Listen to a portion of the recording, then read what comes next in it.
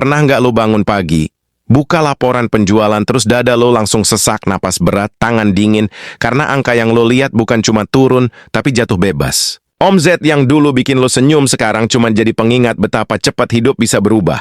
Gua tahu rasanya. Rasanya kayak berdiri di tengah hujan deras tanpa payung, sementara semua orang bilang, sabar aja, nanti juga reda. Masalahnya, hujannya nggak berhenti, dan lo udah kedinginan sampai tulang. Omzet turun drastis itu bukan cuma soal uang. Itu soal harga diri, bro. Soal rasa gagal yang pelan-pelan nyusup ke kepala. Lo mulai nanya ke diri sendiri, salah gue di mana? Produk gue jelek kah? Gue kurang pinter kah? Atau emang gue nggak pantas punya usaha?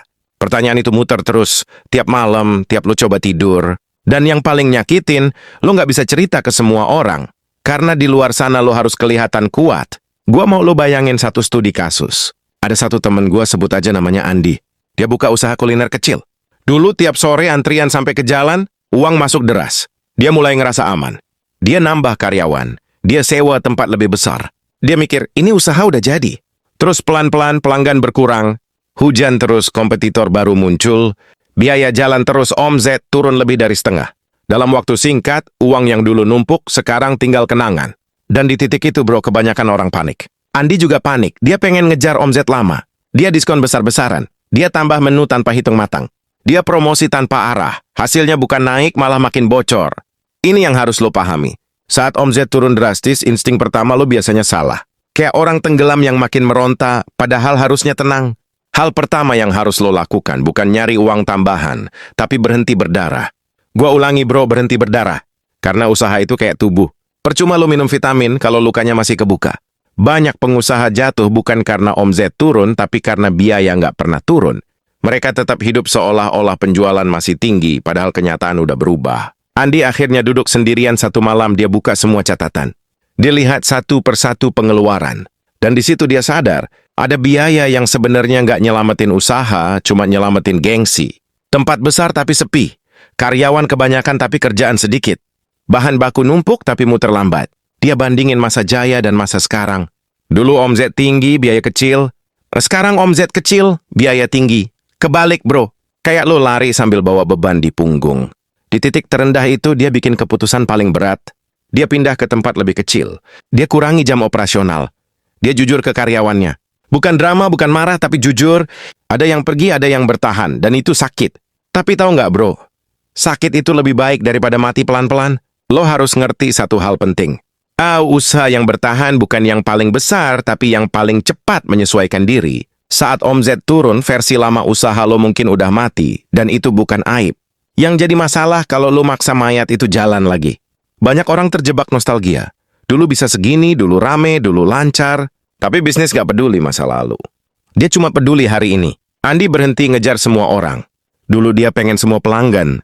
Sekarang dia fokus ke yang paling setia. Dia bandingin pelanggan yang datang cuma sekali tapi ribet, sama pelanggan yang datang berulang walau belinya kecil.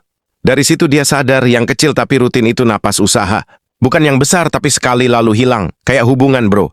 Yang konsisten lebih penting dari yang heboh di awal. Saat omzet turun drastis, lo harus berani nerima satu kenyataan pahit. Gak semua strategi lama masih relevan. Gak semua mimpi bisa langsung dilanjutin. Kadang lo harus mundur satu langkah buat gak jatuh ke jurang. Dan mundur itu bukan kalah. Mundur itu taktik bertahan hidup. Gua tahu, di fase ini lo ngerasa sendirian. Lo lihat orang lain di media sosial kayaknya lancar semua. Padahal, di balik layar, banyak yang sama kayak lo, cuman lebih jago nutupin. Jangan bandingin dapur lo yang berantakan sama etalase orang lain yang kinclong. Itu racun buat mental lo. Yang harus lo jaga di fase ini bukan cuma arus kas, tapi kepala lo. Karena keputusan terburuk lahir dari pikiran yang capek dan takut. Lo harus cukup tenang buat ngelihat kenyataan apa adanya. Bukan kenyataan yang lo harapin, tapi yang beneran terjadi. Dari situlah, bertahan jadi mungkin. Setelah fase paling gelap itu, bro, ada satu momen yang jarang dibahas orang. Momen ketika lo sadar usaha lo belum mati, tapi juga belum hidup. Dia cuma bertahan, megap-megap, kayak orang yang habis tenggelam terus naik ke permukaan cuma buat ambil napas. Dan di fase ini, kesalahan kecil bisa jadi penentu hidup atau mati. Bukan karena uangnya habis, tapi karena lo salah langkah. Banyak orang mikir saat omzet turun drastis, solusinya cuma satu, jualan lebih keras. Padahal seringkali masalahnya bukan di keras atau enggaknya lo jualan, tapi ke siapa dan dengan cara apa. Gua lihat Andi mulai berubah cara mikir. Dulu dia jualan ke semua orang yang lewat. Sekarang dia duduk dan mikir siapa sebenarnya yang paling butuh produknya. Siapa yang beli bukan karena murah tapi karena cocok. Dia mulai ngerasa capek ngejar pelanggan yang cuma datang pas diskon. Mereka kayak angin datang rame pergi cepet. Dan tiap diskon selesai, usaha langsung ngos-ngosan. Dari situ Andi belajar satu hal yang nyakitin tapi jujur. Omzet besar tanpa loyalitas itu rapuh. Kayak bangunan tinggi tapi pondasinya pasir. Andi mulai ngobrol sama pelanggan lama. Bukan nawarin tapi dengerin. Kenapa dulu mereka sering datang? Kenapa sekarang jarang? Jawabannya sederhana bro. Bukan soal harga, tapi soal rasa yang berubah. Pelayanan yang beda, suasana yang gak senyaman dulu. Hal-hal kecil yang gak pernah masuk laporan keuangan tapi dampaknya gede banget. Ini tamparan keras, karena selama ini dia sibuk mikirin angka tapi lupa manusia. Lo harus paham, saat omzet turun drastis, usaha lo nggak cuma kehilangan uang tapi kehilangan kepercayaan. Dan kepercayaan itu nggak bisa dibalikin pakai promo. Dia dibalikin pakai konsistensi. Andi mulai dari hal paling dasar. Dia sederhanain menu, yang laku dia fokusin. Yang jarang laku dia buang. Bukan karena nggak sayang, tapi karena tiap produk yang nggak muter itu makan napas usaha. Perbandingannya jelas. Dulu dia punya banyak menu, tapi dapur ribet, stok kebuang, karyawan bingung. Sekarang menunya sedikit, tapi semua muter. Dulu omzet kelihatan besar, tapi laba tipis. Sekarang omzet lebih kecil, tapi napas lebih panjang. Ini yang jarang disadari pengusaha. Bertahan itu bukan soal kelihatan sukses, tapi soal masih bisa bangun besok. Di fase ini, lo harus berani berdamai sama angka yang lebih kecil. Ego lo pasti nolak, gengsi lo teriak. Tapi bro, usaha itu bukan buat gaya, tapi buat hidup. Lebih baik usaha kecil tapi sehat, daripada usaha gede tapi sekarat. Ini kayak lo milih makan sederhana tapi tiap hari, dibanding pesta sekali tapi habis itu kelaparan. Andi juga berhenti berharap ke satu sumber penjualan. Dulu dia cuma ngandelin datang langsung. Saat sepi, habis, sekarang dia buka jalur lain, bukan yang ribet, tapi yang realistis. Dia manfaatin pelanggan lama buat pesan rutin. Dia bikin sistem sederhana, bukan canggih, yang penting jalan. Karena di fase bertahan, yang lo butuhin bukan ide jenius, tapi eksekusi yang konsisten. Satu kesalahan fatal yang sering kejadian di fase ini adalah pengusaha terlalu cepat nyerah atau terlalu keras kepala. Yang satu langsung bilang, udahlah, nggak ada harapan. Yang satu lagi maksa keadaan, nambah utang, nambah tekanan. Padahal dua-duanya sama bahayanya. Bertahan itu soal keseimbangan. Lo harus cukup realistis buat nerima kondisi, tapi cukup optimis buat terus jalan. Andi mulai ngatur ulang ritme hidupnya. Dulu dia kerja terus tanpa mikir badan. Sekarang dia tahu, kalau dia tumbang, usaha mati. Stres itu musuh yang paling licik. Dia bikin lo ngerasa sibuk, padahal nggak produktif. Keputusan diambil bukan dari logika, tapi dari panik. Dan panik itu mahal harganya. Lo harus inget bro, usaha itu maraton, bukan sprint. Saat omzet turun drastis, lo lagi ada di tanjakan paling berat. Banyak yang berhenti di sini. Bukan karena nggak mampu, tapi karena mereka lupa kenapa dulu mulai. Andi sempat hampir nyerah. Tapi dia ingat satu hal. Usaha ini bukan cuma soal uang, tapi soal bukti ke diri sendiri kalau dia bisa bertahan. Dan di titik ini, perubahan kecil mulai kelihatan. Bukan lonjakan besar, tapi tanda-tanda kehidupan. Pelanggan lama balik, arus kas mulai lebih rapi, tidur mulai lebih nyenyak. Itu bukan kemenangan besar, tapi itu harapan. Dan harapan sekecil apapun cukup buat bikin lo lanjut satu hari lagi. Di titik ini bro, ada satu kenyataan yang harus lo telan pelan-pelan. Bertahan itu bukan berarti keadaan bakal langsung balik seperti dulu. Nggak ada musik kemenangan, nggak ada tepuk tangan. Yang ada cuma pagi yang lo jalani lagi, dengan masalah yang beda, tapi kepala yang lebih siap. Dan justru di sini mental lo diuji paling keras. Karena harapan itu udah muncul tapi belum cukup buat bikin lo aman.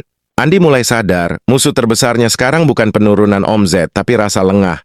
Banyak usaha mati bukan di masa krisis, tapi setelah krisis lewat sedikit, saat lo ngerasa, udah mendingan. Lalu lo balik ke kebiasaan lama. Biaya mulai naik lagi, disiplin mulai longgar. Keputusan mulai emosional, padahal usaha lo belum sembuh. Dia cuma stabil. Andi bikin satu kebiasaan baru yang kelihatannya sepele, tapi dampaknya besar. Tiap malam, dia duduk, buka catatan sederhana, dan nanya ke diri sendiri, hari ini usaha gua bikin gua lebih kuat atau lebih capek. Bukan soal omzet naik atau turun, tapi soal arah. Kalau hari ini capek tapi jelas, itu masih sehat. Yang bahaya itu capek tapi bingung. Lo harus paham bro, usaha yang bertahan lama itu bukan yang paling pintar, tapi yang paling jujur sama kondisinya. Jujur kalau lagi susah, jujur kalau strategi nggak jalan. Jujur kalau ego harus diturunin, karena kebohongan kecil ke diri sendiri itu awal dari kehancuran besar. Banyak pengusaha bilang nanti juga naik lagi. Tapi nggak pernah siapin usaha mereka buat versi dunia yang baru. Andi berhenti ngejar target yang nggak masuk akal. Dulu dia bikin target berdasarkan masa lalu. Sekarang dia bikin target berdasarkan kenyataan. Kalau hari ini kapasitas cuma segini, ya segini. Bukan nyerah tapi ngukur napas. Kayak orang habis sakit, lo nggak langsung lari. Lo belajar jalan dulu. Balance stabil. Konsisten. Ada satu momen ketika Andi dapat kesempatan besar. Tawaran kerjasama yang kelihatan menggiurkan. Potensi omzet naik cepat. Tapi setelah dia hitung, marginnya tipis, risikonya besar dan bakal nguras tenaga. Dulu, dia pasti ambil. Sekarang dia nolak. Dan itu keputusan paling dewasa yang pernah dia buat. Karena bertahan itu juga soal berani bilang tidak. Perbandingannya jelas, bro. Dulu dia ngejar pertumbuhan cepat tapi rapuh. Sekarang dia ngejar ketahanan. Dulu dia bangga sama angka besar. Sekarang dia bangga karena bisa bayar semua kewajiban tanpa ngos-ngosan. Itu mungkin gak kelihatan keren di luar, tapi itu damai di dalam. Lo juga harus siap sama satu fase yang gak enak. Fase di mana orang-orang mulai meragukan lo. Mereka bilang, usaha lo sekarang kok kecil, kok nggak kayak dulu. Dan di situ harga diri lo diuji. Tapi lo harus ingat, yang ngerasain lapar bukan mereka. Yang nanggung risiko bukan mereka. Yang bangun pagi buat nyelamatin usaha ini cuman lo. Andi belajar menikmati hal-hal kecil. Pelanggan yang balik lagi, komentar baik. Hari tanpa utang baru, malam tanpa gelisah. Hal-hal yang dulu dia anggap remeh, sekarang jadi tanda kemenangan. Karena dalam dunia usaha, bertahan satu hari lagi itu sudah prestasi. Dan di sini gua mau lo denger baik-baik. Omzet turun drastis itu bukan akhir cerita, itu titik seleksi. Dia milih siapa yang mau belajar, siapa yang keras kepala, siapa yang mau berubah, siapa yang terjebak masa lalu. Usaha lo mungkin gak akan balik jadi versi lama. Tapi bisa jadi versi baru yang lebih kuat, lebih tenang, dan lebih tahan banting. Lo gak perlu jadi pengusaha hebat hari ini. Lo cuma perlu cukup kuat buat gak nyerah hari ini. Besok urusan besok, yang penting hari ini usaha lo masih hidup. Dan selama masih hidup selalu ada kemungkinan